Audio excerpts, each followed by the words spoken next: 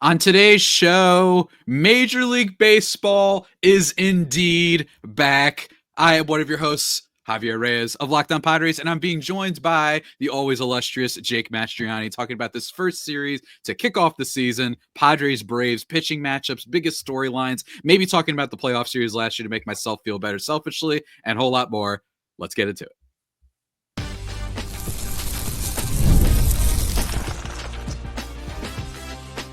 You are Locked On Padres, your daily San Diego Padres podcast. Part of the Locked On Podcast Network, your team every day. Greetings, ladies and gentlemen, and welcome to another edition of the Locked On Padres podcast and Locked On Braves podcast. I am one of your hosts, sometimes, occasionally, but certainly not always the most, Javier Reyes. You can follow me on Twitter /X and Blue Sky at Javapeno, Javiiipeno. Officially going to be back on social media because baseball is back, and I am being joined by, just like I said before, the always illustrious and fun fact, the first ever guest of my podcast, Mr. Jake Mastroianni of Locked On Braves. Sir, we're back. How you feeling? Man, I can't wait. It's been a long offseason. It was a rough year last year for the Atlanta Braves. I know they made the postseason, but they limped in there, lost to this team in the Padres that ultimately choked it against the Dodgers. Still mad at them for that. But yeah, it was a rough season, so we could not wait to get back. I'm sure the Padres feel the same way with the bad taste that was left in their mouth at the end of last year. So two teams hungry to get back after it and try to catch those pesky Dodgers. Absolutely, man. I will say, I don't know if the Padres, if we're looking forward to it. I think everyone's still pretty dejected over last season, and I think the offseason was, it did get saved. Jose Iglesias, Nick Pivetta did kind of bring the vibes back and whatnot, but there's still this feeling of like, you had the ownership turmoil going on. That's still not fully figured out. I mean, it might be for now, shout out John Seiler, but all that stuff has been weird. But dude, it's, yeah, I agree with you for sure. Like, I mean, both of these teams very opposite seasons last year. Braves, not a bad team, but kind of not all that fun. It was basically just a very home run and then some pitching. You had Reynaldo Lopez being very good, but you had kind of a year from hell where it's like every player, probably with the exception of Marcell Ozuna, I feel like underperformed. So this year, the Braves, next to the Dodgers, probably the two teams that are projected to be the best in the National League and potentially in all of baseball. So it's a good matchup. Of course, last time went the Padres' way in the playoffs, and we're going to see if it goes their way again with Michael King getting the start for the Padres side. But let's keep talking storylines, man. Like, just talk very plainly about what's kind of the vibes for the Braves heading into the season, considering that, again, it really feels like everybody underperformed last year. Yeah, underperformed and just got hurt too. I mean, I know that's an easy excuse, but I mean, you lost Acuna the first 2 months. You lost Strider after 2 starts. You lost Austin Riley for 2 significant periods of the season. Michael Harris, Ozzie Albies, Sean Murphy on opening day of last year. I mean, I don't know that anybody else in baseball could have sustained that level of injuries and still had some regression. Like you said, even when those guys were healthy, there was some regression for them. But I don't know that any other team in baseball could have sustained all of that and still won 89 games and make the postseason. Yeah, they went limping in. You were starting an AJ Smith-Shawver in game 1 against the Padres without Chris Sale in that series. Max Fried gets ambushed in game 2 of that. Like nothing went the Braves' way last year, and yet somehow they still won 89 games. So it feels like a season that went completely against them. That was their floor, and it was 89 wins in a postseason. And now you get all those guys back and healthy. You're ready to go to begin the season. You get a Strider back. You get an Acuna back. Look, that was going into last year predicted to be the NL MVP and the NL Cy Young winner. You get those two guys back, and it just elevates you that much more. And that's obviously still a very talented team. Like you said, I think they're right up there. I'm not going to put them on par with the Dodgers. We know what the Dodgers have done and where they've positioned themselves. But I think the Braves are the team that's most likely to contend with them, with the staff that they have, and having a Chris Sale that just won a Cy Young, and having a Spencer Strider coming back, having a breakout star in the rotation in Schwellenbach. And then offensively, having Austin Riley back healthy, Acuna come back healthy. Yeah, I think the vibes are last year was rough. And this season, we're looking forward to getting back healthy and getting back to the team that we all thought that they could be. The team that was, I think, the best team in baseball in 2023. Obviously, things fell apart in the postseason, but certainly during the regular season, we're the best team in baseball and get back to that level of play. So I think that's really been the vibes in spring training from this team, is just really getting back to who they're supposed to be, getting healthy and getting back on the field and playing to the level that they're capable of. Yeah, and I think that what's interesting is I think everybody knows it about the Braves. I think everyone knows, dude, it took Matt Olson going from a 50 home run season to what did he hit, like 29 or something like that last Yeah. year? It took that, right? Then you also had Michael Harris getting hurt again. Then you had not necessarily the same uh catching value as they had with Travis d'Arnaud and Sean Murphy the same way. Then you had Ronald Acuna, obviously being an MVP player, him getting hurt. Then you had Ozzy Albies getting hurt at some point as well. And Austin Riley, a player that underperformed too. And Austin Riley, basically a top 3-ish third baseman, a top 15, 20 player. Like, this isn't just like some scrub. This is an amazing player who underperformed. And you combine that with the fact that they have Chris Sale, who, not going to lie, I thought that would just be like solid trade. This will be a good player for them. I didn't realize he still had the peak Chris Sale in him. And in fairness, I don't think a lot of people did either. So you add that to this rotation. It's like you kind of made up for the loss of Strider, and you're getting Spencer Strider back, depending on health, of course. It's not going to be immediately. He's going to start the season off on the IL. But you combine all of that, you still got Marcelo Ozuna, and you still got some upside.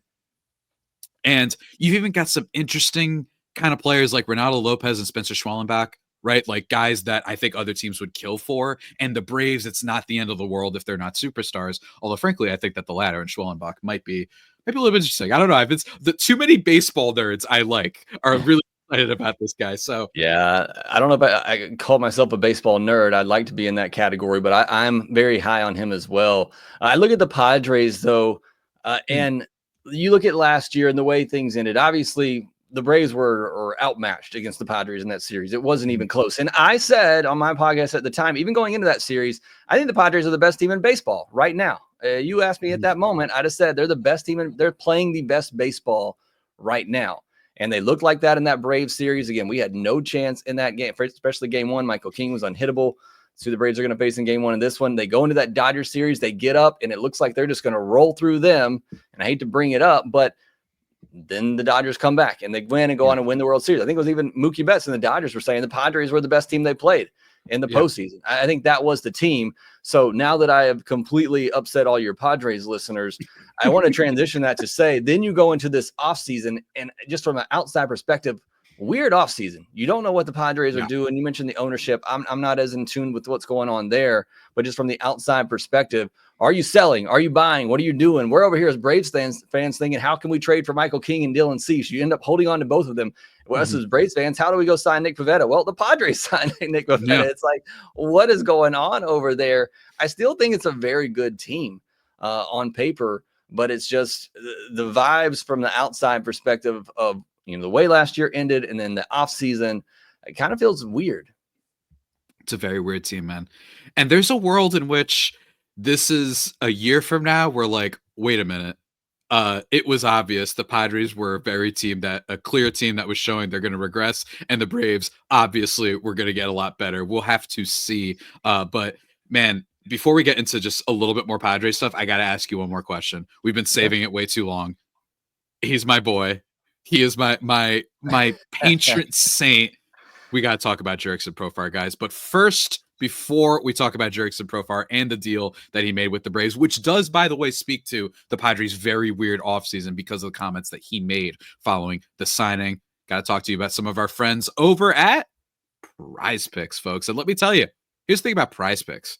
It's the best. We love Prize Picks here because baseball is in full swing, and there's no better way to get in on the action than with Prize Picks, the best daily place for daily fantasy sports. With Prize Picks, you just pick more or less on at least 2 player projections, and if you're right, you can win up to 1,000 times your cash, whether it's strikeouts, RBIs, first inning runs, home runs in general, game-winning hits, whatever it is, they've got you covered. Building your lineup. You want to pick Aaron Judge for more than 1 home run? Duh. Obviously, you want to do that. You want to have another Michael K good start? You could do that too. I think he's going to get a lot of strikeouts, at least maybe this first one, because who knows what's going to happen in the first game, frankly. Although I think Jurickson Profar might hit 800 this series. But we'll have to see. It's fast and simple. Setting a lineup takes less than 60 seconds. And when you win, your payout is quick, safe, and secure. So go check it out, everybody. Download the app and use the code LOCKEDONMLB to get $50 instantly after you play your first $5 lineup. That's code LOCKEDONMLB for $50 after you play your first $5 lineup. Prize Picks, run your game. But we're not done, guys. Let me also talk to you about the friends over at Supply House, which helps you get the supplies you need from a site made for the skilled trades. So whether you're into plumbing, HVAC, electrical work, Supply House is the reliable way to order products online. Their easy-to-use website is packed with helpful resources and the latest product info to help you get the job done right. And plus, with a complete inventory of over 200,000 parts from 400 plus top brands, you'll find exactly what you need delivered fast from coast to coast. It'll feel like 400,000 brands, though, let me tell you.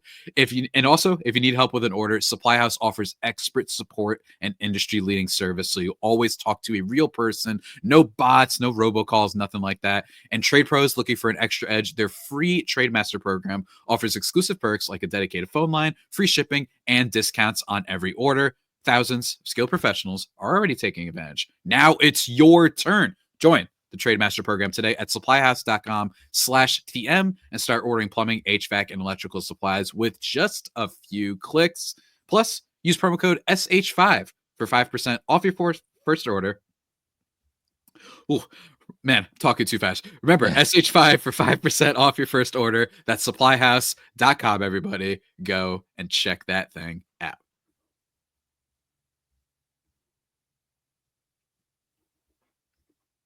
And just like that, everybody, we are back in the second segment of this here podcast. Your first listen every day, Locked On Braves and Locked On Padres. I am the current one speaking, Mr. Javier Reyes. You can follow me on Twitter /XN Blue Sky once again. Feel free to send me some questions, by the way, for whenever on there. I love answering you guys' questions because I imagine a lot of people will have them, and Jake loves to respond to them as well at Shortstop Ball on Twitter /X. Jurickson Profar, my friend. I mean, I was devastated. And here's the thing. He was part of the reason, and nobody would have predicted this. I mean, it was a joke that Padres fans made. We're like, he's a vibes guy. Let's bring him back. Yeah, why not? Let's do it. He, for some reason, does a little bit better with us. The worst qualified player in all of baseball last year, at least by FanGraphs, wins above replacement, goes to the Padres and is quite easily their best offensive player last year. You combine that, obviously, with Donovan Solano, Luis Arraez, and Kyle Higashioka. They had a lot of more lineup depth than we're used to with this Padres team, which is often the allegations are that they're a little bit top heavy. Sometimes I agree with that. Most times I agree with it. Not always, but still. But now the Braves signing Jurickson Profar. I mean, Padres fans are going to be upset, but I will not mind losing to this man. I can't wait to see him. I think he's going to get the warmest ovation for a player that's not like a superstar. You know what I mean? I think that that's something that I'm looking forward to in today's game, especially. But talk about Jurickson Profar, man, because this is a team that, with the aforementioned injuries to Ronald Acuna Jr. and Michael Harris as well, have definitely had like very high potential with their outfield, but a little bit with the health. And now you bring in a guy like Jurickson Profar. Are you buying into it? Do you think that the Braves are making a mistake here? Because I personally think the Braves signing him verifies just how good of a season Jurickson Profar have, even if it's one of the more unprecedented things we've seen in the game in a while. Yeah, I think what you said there at the end is spot on, and that the Braves signing them kind of verifies why you should believe in him, because the Braves just don't sign anybody in free agency. They are not somebody that spends a lot of money in free agency. They'll extend players, they're young players all day long, but they don't spend a lot of money in free agency. I'll be honest, at the beginning of the offseason, we had a lot of talk about Profar. I wasn't buying into it. You know, a guy going into his 30s, you know, and having a breakout year, that just generally doesn't happen. And when it does happen, it's usually a flash in the pan. But the more you kind of dive into it, and I'd like to hear more, you know, from your side of it, it sounds like there were some swing changes that he made last year that he feels really helped him, you know, kind of gain that power. But my point at the end of it was, even if the power doesn't come back, say he's, you know, a mid-teens home run type of guy, the one thing he's always done well is get on base. Yeah. You know, even in the years where he hasn't had that power, hasn't been that explosive offensive bat, the one thing he's always done well is get on base. He's had a walk rate over 10% just about every year. And that's where the Braves struggled last year. When they had all those injuries to Acuna, to Riley, and all that power was zapped, all of a sudden those 2- and 3-run homers became solo shots because nobody was on base. They didn't have enough guys in their lineup to just get on base. So at the bare minimum, having a guy like Profar in the lineup who can get on base, who can put the ball in play, I think really helps round out this offense. Who, look, it's a lineup that is built to slug, and that's what they're going to do. There's going to be a lot of swing and miss, but there's going to be a lot of power, going to be a lot of home runs. But to be able to have a guy in their lineup like Profar, who can also get on base 34 or 35% of the time, and either put him at the top of the order until Ronald comes back, and then maybe when Ronald comes back, you could shift him down to the bottom to get on base for the top. However that plays out, either way, it just gives the Braves a different type of bat. But we'd like to hear more of your thoughts on if you bought into what he did last year. And also, I'm just curious to hear, why were Padres fans so in love with him? I know you said the vibes, but what really made you fall in love with him? Because I think that's very, very fascinating. And I think Braves fans, they're quick to fall in love with a player too that has that type of mentality. So I'm excited to see that from him. Well, first let's do the fun part, which is the vibes. There's just a lot of videos. He was really good friends with Tatis. MLB actually did a video recently on social where it was like, who's your baseball bestie? And Fernando Tatis Jr. was like, oh, it's Profar. He left me though, or whatever. Like it was, and then he was just laughing. The smile. He always just looked so happy to just be there. So happy to be in Major League Baseball, frankly. And he always did perform at a level better with the Padres, at least the past few years, than with other teams. And it's also just a really great story, right? This is a guy who is a former top level prospect. Like, that can't be emphasized enough. Back when I was in high school, like, crazy bat speed. He's got the glove. Like when we have top level prospects of today's game, like he was regarded the way we're talking about Junior Caminero right now, for example, right? Like he was up there, but then multiple shoulder surgeries. He loses it. He gets the yips at second, all these things. Comes back, produces for the Padres. He also hated the Dodgers. And that's a very easy way to ingratiate yourself with Padres fans, with the Will Smith moment, right? Calling him an irrelevant player out of nowhere, frankly. And it was totally uncalled for. Then hitting a bases clearing double that brings in the game winning runs. Just getting into it. But it's not even his fault, where Keibert Ruiz, worst qualified catcher in baseball at the time, is for some reason like tapping him on his chest because, God forbid, he celebrated a walk-off hit against the Nationals last night after you intentionally walked a rise to get him. So it was all of that. He's a little bit of an irritant to opposing players. Frankly, I think he's an irritant by baseball standards. What I mean by that is it's kind of easy to get people mad at baseball. I don't know about you, Jake. It's kind of easy. All you have to do is like flip your bat sometimes and they're like, oh, I hate that guy. Like it's whatever, weird sport. But I think it's that.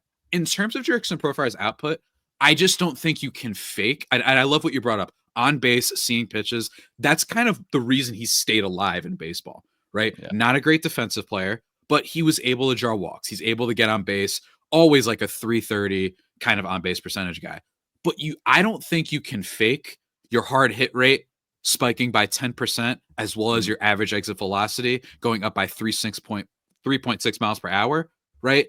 And he improved his contact rate with pitches he chased outside the zone by 10.6% and 13.5% if you just only count off-speed pitches. It is not impossible to fake that, but it is very rare. This isn't like, let's say, that Adam Frazier year, right, is an example, right? Adam Frazier was hitting like 300 at the All-Star break, but nothing jumped. He wasn't hitting the ball harder. The exit velo wasn't going up, anything like that.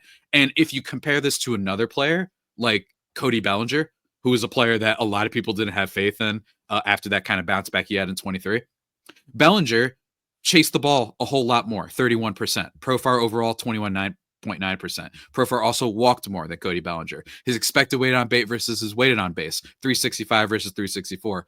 It's just hard, right? Yeah. And I think that even if he doesn't go out there and produces the 140 WRC plus or so that he had last year, I think 125 is kind of a lock. And that's good, especially for a Braves lineup that's going to be like, don't worry, man.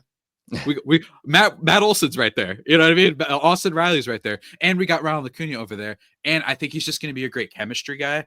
I think it's a really, really nice signing for them that I think is going to pay dividends. And I really do think that the Braves signing him proves me right in some ways. Yeah, and I think it's one thing too that maybe attracted him to the Braves is Ozzie Albies being from Curacao as well. I think those two, they've already got a pretty tight bond, and maybe that'll be the Tatis relationship that he has with the Braves. And Ozzie's that player too. He's always smiling. He's always having fun. Everybody loves him. And so I think that's going to be a pretty good relationship. So I can't wait to see that play out. Going back to you though, in the Padres kind of off season, they signed Pivetta late. And I don't know how the ownership stuff played out. Do you think Had Profar hung around that long, that maybe they would have brought him back? Do you think they had that much interest in bringing him back? Do you think it's just the way the offseason went with ownership that it just didn't time up right? Jurickson Profar himself, after being signed, like the day or two after, did have an interview, I believe with Chris Rose. I forgot who it was exactly. I could be misquoting there, but he's basically like, yeah, like they've got some things going on with ownership there. I think that's what it might have been. And I think they were like, you know what, we got to prioritize some other things right now. Because right after the ownership's thing, at least for now, the main control person being assigned is John Seidler, following the lawsuit, which I think is probably going to be heading for a settlement at some point. It's been like extended the period of responding, all this sort of stuff. Basically, I think it's probably a settlement that's going to happen in that situation. I think that's probably what held them up just a little bit. And I think it's also possible that the Padres were like, you know what, we need pitching help, man, and we're basically counting on you, Darvish, to be a number 3, and then our top 2 starters are free agents at the end of the year. We need to get somebody, and I think that that's what they prioritize just a little bit more, especially considering they don't have very many pitching prospects, with the exception of their literal first overall pick that they had, first round pick that they had last year of Cash Mayfield. So I think that's what it is in totality. But man, it wasn't fun, man. It wasn't fun. But I really do think overall, the Pivetta signing, there's just an increased optimism, because with you, Darvish, already starting the season on the IL, it's like you got Michael King, you got Dylan Cease, and then it's like Randy Vasquez. Like, it gets a lot darker, right? Nick Pivetta is a number 3, who, by the way, his strikeout rate is one of the best in the league over the past 2 years. He's added a better sweeper. He's changed his mechanics a lot, and he pitches a lot of innings. You get a pitcher like that, you know, especially for the money that some pitchers were going out for. Max Fried, your boy, went for a crap ton of money with the Yankees. Yeah. If given the constraints, I think, that the Padres had with all they were dealing with, some of it themselves, right? AJ Preller giving money to Bogarts and Machado and Musgrove and all these guys, some of it self-inflicted.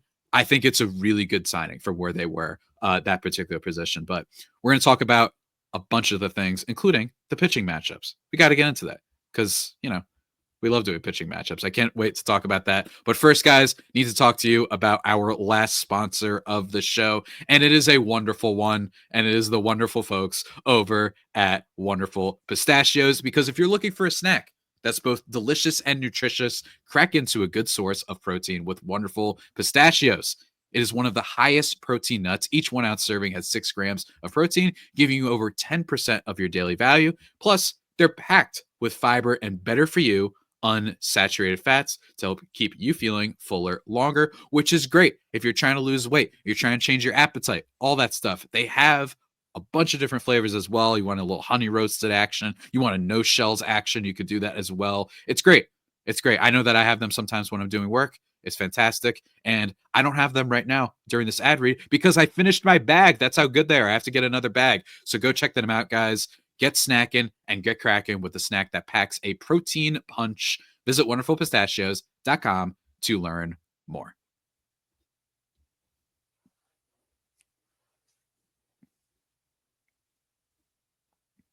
And just like that, everybody, we have returned here, the final segment of this here podcast, opening day edition, Locked On Braves, Locked On Padres. Go check out Jake on Twitter at shortstopball, as well as me at Javapeno, Javiipeno.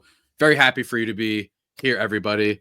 Jake, look, I feel like we've covered kind of the biggest storylines, but man, this is really exciting. I'm really excited for this series. And as of right now, this is what the pitching matchups are, right? We're going to see a Chris Sale, Michael King matchup to start off the season, which, I mean, I don't think you could ask for much more, right? Like, you really can't. An up and coming type of star potentially versus a guy that everybody thought he was out. You know what I mean? They thought he didn't have it left, you know? And turns out it was his Rocky Balboa, right? Like, he came back and won himself a Cy Young, which I did not see coming. I didn't see it coming. I don't even remember the player that they gave up, frankly.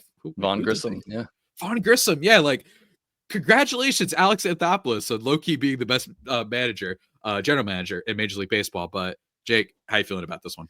Yeah, this is what should have been the game 1 matchup last year. Chris Sale doesn't injure his back. He pitches in game 1 of the wild card series. It wouldn't matter because that Braves offense couldn't score a single run in that game, and Michael King was untouchable. But yeah, looking forward to it. Should be a great one. Hopefully, the Braves can get to Michael King this time with a little bit different looking offense, and Chris Sale, try to repeat his performance from last year. So yeah, what a a lot of pitching matchups on opening day are going to be really good, but this one certainly seems like it's up there. Michael King from at the end of April on last year was one of the best pitchers in baseball. Chris Sale was the best pitcher, or second best, however you want to put him in Scooble last year. So yeah, be a great one on opening day. Absolutely. We're going to have to see how the lineups shake out. I know for the Padres, while the Braves, it's like, oh, look at us. We have a super deep lineup. Everybody's good and everyone's going to get better. And we just get Verdugo and Brian De La Cruz just in case. And blah. We have the best DH next to Ohtani, whatever, blah, blah, blah. We don't care. In terms of the Padres, some things to keep an eye out for are a lot of weird players making up this bench, with guys like Gavin Sheets being on this team, which is makes me a little nervous, but had a really big spring at one point, hitting 6 home runs and 20 at-bats. That's basically how he made the team. Yuli Gurriel, who I have ranted about, somehow had made the team at 4 years old, despite being a negative player for the past 3 seasons. But nonetheless, he is there. I'm curious to see how they approach this matchup with the lineup, because one of the reasons that I wanted them to not keep a 40-year-old who has been bad for the last 3 seasons is because Eggy Rosario is a player that does really well against lefties. And who's the pitcher that they're facing? Yeah, that's right. It's Chris Sale. And there's one thing, Eggy Rosario, who, unlike the 40-year-old who's had 3 straight bad seasons and for some reason made the team, if you get the theme that I'm going with here, really good against lefties at the very minimum. And he's 25 years old and could potentially sit when Jake Cronenworth, who is a lefty, or I'm sorry, he hasn't been good against lefties. Maybe that was the option there. The Padres elected not to go with that. So it's going to be interesting following the DH sort of stuff for this Padres team. Where does Jose Iglesias play? Does he bring the OMG vibes to this team that he brought to the Mets last year? There are some interesting back end pieces of this Padres lineup to keep an eye on for this series in general, for sure. But there's more pitching matchups, obviously, in this one. I'm sorry, were you going to say something?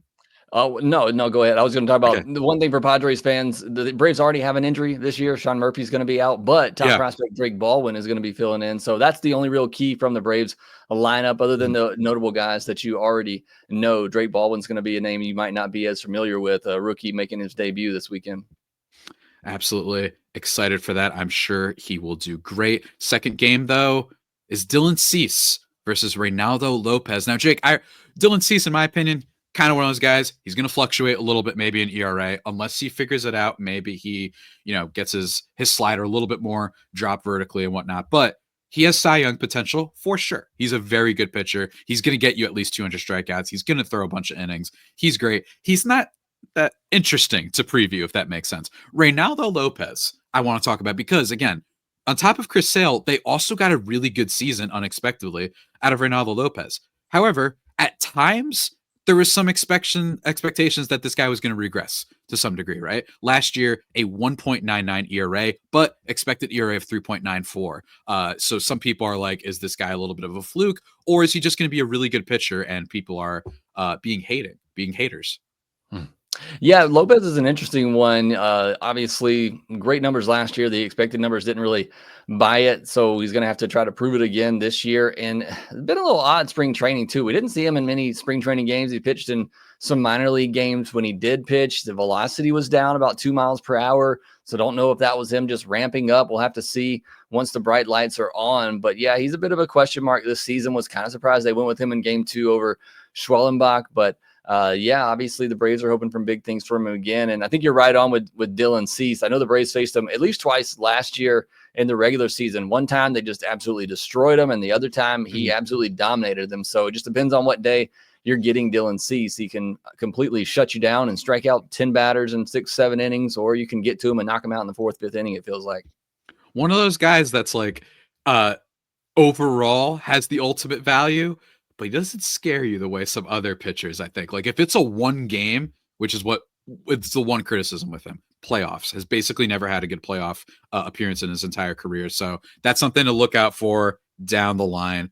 But speaking of down the line, next game, no announced starters as of right now. I mean, we are talking on a Wednesday night, so that makes sense. But in terms of the rest of this Padres rotation, it's Nick Pivetta, Randy Vasquez, and Kyle Hart. Nick Pivetta, I really do think was a good find for them. I stand by that. I just think that there's a vibe here that pitching in Petco with Ruben Niebla as their pitching coach, if he can develop a little bit better, maybe if he can add a sinker or anything like that, take advantage of the confines of Petco and keep down his home runs. That's going to be the key, because this guy is a home run happy ball pitcher, but he also gets a lot of strikeouts. So which is going to happen here? Because the Braves love home runs. They are big, big fans of it, and I can't disagree with that strategy. But that will be interesting to see whether or not they use him for the third game. We'll see. I think they probably will. And then you got Sunday Night Baseball. That's right. Padres Braves. I'm excited. My first series to cover this week is going to be a Sunday Night Baseball game. Kyle Hart or Randy Vasquez. Randy Vasquez, just to really quickly summarize, before we let Jake speak about the Braves, rest of their guys, Randy Vasquez lost some weight this offseason. I think he's a little bit more of a long inning reliever type guy, but looks pretty good in the spring. Seems to have improved some degree. The pitching staff has not been super high on him, but they've been talking and saying this guy's improved. And then Kyle Hart, who's played some time internationally, kind of a wild signing that nobody saw coming really, but he added a sweeper. He changed his arm slot. Is there anything there? We'll have to see. Personally, I'm curious to see if Stephen Kolek ends up getting called to this team. Maybe they just want to give him some innings in the minors, get him on his feet, because after all, he hasn't been a starter, right? Like, this has been a guy that was a reliever beforehand, but we'll see if he ends up there. It's not a final rotation, I think, for the Padres. You could see some things changing, whether it be Brian Hoeing coming back, whether it be Matt Waldron, the knuckleball extraordinaire, when he comes back from injury, they could end up being in this rotation too. But those guys, particularly Hart, no idea what to expect. And Randy Vasquez, probably going to be a game where they're just hoping to get through 4 or so innings, don't give up too many home runs, don't get blasted. And then the Padres bullpen. We haven't talked a lot about bullpens. The Padres bullpen could be this team's secret weapon this year. And I think they got a lot of good guys in there. But what about the rest of the Braves rotation are you excited about the most? Yeah, I'll touch on the bullpen for a moment just because that's where you ended. But the Braves bullpen is the one area that I think most fans are a little concerned about. There's some good arms there, but they're having to step up their roles a little bit with AJ Minter going to the Mets, Joe Jimenez getting injured and not being ready this season, maybe not all this year. So you're having to ask guys like a Pierce Johnson, Dylan Lee, Aaron Bummer to step up in some setup roles, and just kind of unknown and unproven in that. So the bullpen is the one major area. I wouldn't call it a major area, but a concern. I wouldn't call it a major weakness, but I think it is a concern for the Atlanta Braves going into the year. As far as the rest of the rotation in this series, the Braves are going to throw Schwellenbach on Saturday. We've already talked about, how high I am on him and a lot of other baseball nerds out there, if you want to call them that.